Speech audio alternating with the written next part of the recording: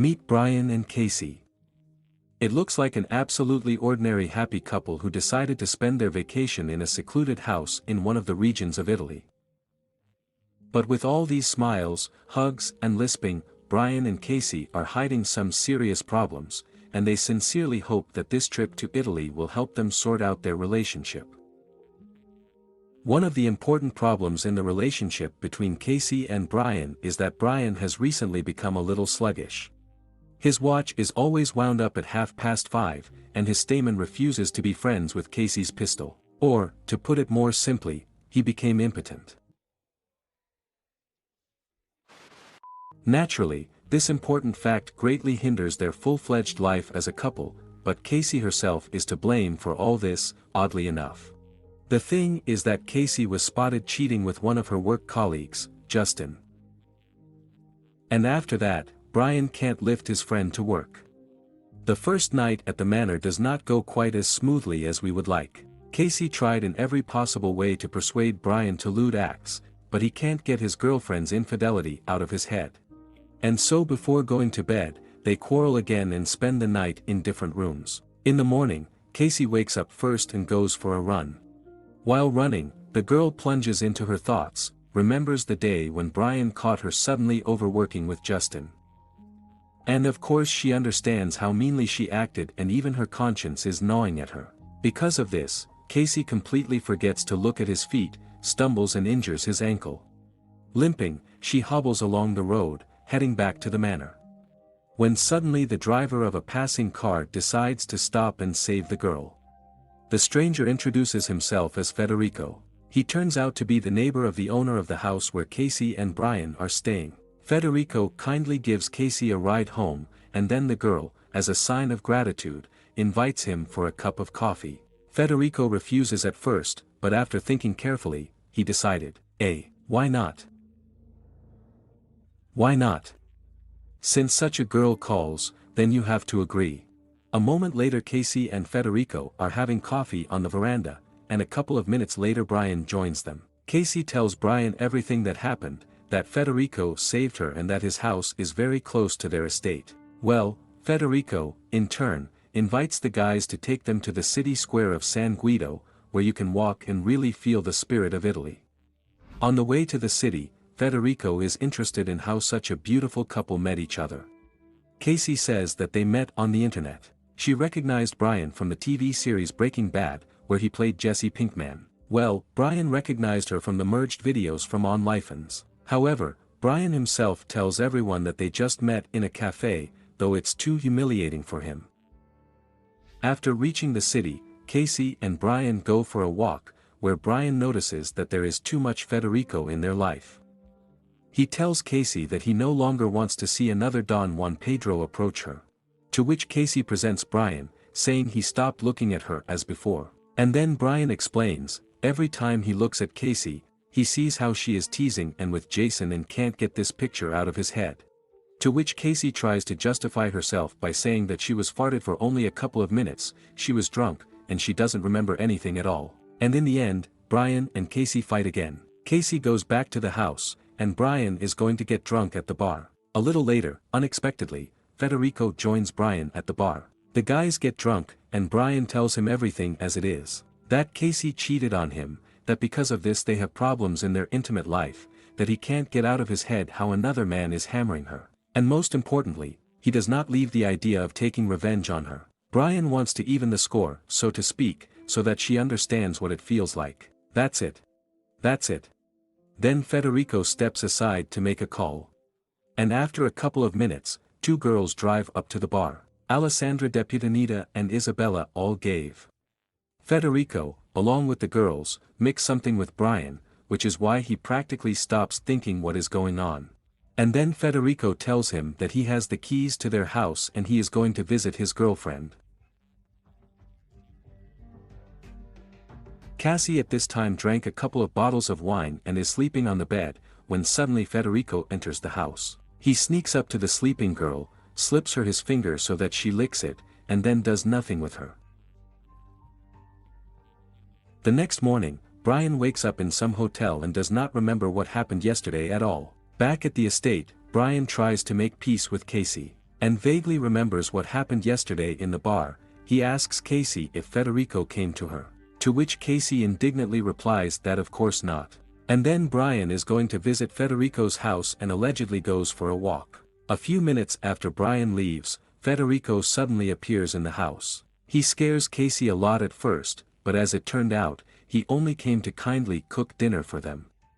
Horse meat conchitura from rabbit. At this time, Brian, having reached Federico's house, discovers that his house is completely abandoned and obviously no one has lived here for a long time, which means Federico has deceived them. Brian immediately runs back to Casey in a panic, and when he gets home, he finds Casey and Federico drinking wine together. Brian immediately takes Federico aside and asks what the fuck he forgot here and informs him that he was in his abandoned house. Brian threatens to call the police if he doesn't get out of here right now with his stuff. And then Federico threatens him that he will tell Casey about what her boyfriend did with 2 prostitutes last night. Nevertheless, Federico is not aggressive. He insists that he just wants to have dinner with them, and Brian has to agree. At dinner, Federico starts a strange conversation in which he, looking at Casey, says that Brian told him everything about her. Federico notes that he immediately realized who she was, especially considering how she behaves with unfamiliar guys. He reminds her that she immediately let a stranger into her house. Casey is already starting to think that Federico is hinting to her that she is a whore. But suddenly Federico turns everything into a joke, saying that Casey is special. And Brian spent the whole evening last night telling her how much he loved her. Then Federico tells that the dish he has prepared is so delicious and unique because of the rabbit. Rabbit hunting is not a deer that you shot and everything is ready. With a rabbit, you first need to win his trust. And this requires patience. And only then, when the rabbit trusts you completely, you can lure him into a trap and kill him. It's called the perfect trap. He notices the rabbit's gaze before he dies. The animal understands everything perfectly. After dinner, Brian rudely chases Federico away, and then tells Casey that Federico's house is completely abandoned. Obviously, he is deceiving them for something and ingratiating himself into their confidence. It's just not clear what exactly he needs. Brian calls the owner of their rented house, Edward, and leaves him a voice message in which he says that some kind of muddy type has clung to them. After which they close all the doors and windows in the house with several locks. A little exhaled and a couple once again trying to reconcile, forget all the insults and start over from scratch. Casey informs him that you will be waiting for him upstairs, hoping that this time they will succeed. Well, Brian himself goes to the cellar for a bottle of wine. Suddenly, the cellar door closes and Brian is trapped. Casey is actively preparing for a hot night at this time. Someone turns on music in the house, and then Casey notices underwear and a blindfold left for her on the bed, with a note for the day. After changing clothes and blindfolding herself, Casey sits down on the bed in anticipation, and then Federico comes up to her. He roughly throws her on the bed, which she only likes, and then Federico does it to her. At this time, Brian is trying to get out of the wine cellar and discovers a hidden room behind the shelves. He breaks through the boards with a bang, and Federico, realizing that Brian got out of the trap, leaves Casey alone, while giving her Brian's phone along with recordings of his night adventures with Alessandra and Isabella. However, Federico has prepared a surprise for Brian as well, a recording of his intimate game with Casey. Brian realizes in anger that Casey cheated on him from Federico. Well, how is that? Meanwhile, Federico watches Brian and Casey's reaction with a smile through hidden cameras placed all over the house. After watching the recordings, Casey and Brian quarrel again, accusing each other of cheating. Casey even throws Brian's phone into the mirror in a fit of anger, when suddenly they discover a hidden camera behind the broken mirror. And then Brian turns his attention to Casey's underwear. It dawns on him that the recording he was watching on TV was literally just made. He puts forward the theory that Federico is the owner of the house, Eduardo, because they have never seen him or even heard his voice. Apparently, he specifically lures guests here to mock them, filming it all on hidden cameras. Brian is about to call the police, but at that moment the network disappears and Federico appears. He says that he usually just watches. The day he met Casey by the roadside, it was just an accident. The girl needed help and he just helped, but he did not expect that he would fall in love with her. Brian tries to convince him to leave them alone, but unfortunately it's impossible. Federico pulls out a knife, Brian attacks him and a fight ensues between them. The Italian stallion manages to finish off Jesse Pinkman and then Casey decides to save her man. She takes up a wooden cane and gives Federico a hard blow on the head. Along with his head, his heart also broke. He can't believe that she did it, the girl he fell in love with. Taking advantage of the moment, Brian knocks Federico down, and Casey pounces on him, inflicting many blows on the head with a cane. She had hit him so many times that most likely there was nothing left of his head. It would seem that everything is behind us, when suddenly someone drives up to the house. Brian rushes to hide Federico's corpse, and Casey wipes the blood. The real owner of the house, Eduardo, comes into the house. Eduardo angrily received Brian's call and he decided to come personally and make sure that no one bothers the residents of his house. Brian and Casey tell him that they have already sent Federico away and he will not come again. But Eduardo still wants to inspect the house to make sure his guests are safe. It turns out that Eduardo knows about the surveillance room, and there he reviews the recording of Federico's murder. Enraged, Eduardo heads for Casey's standing front door. He pulls out a gun and is going to deal with her. Meanwhile, Brian quietly sneaks up to Edward from behind, but he notices Brian and points a gun at him.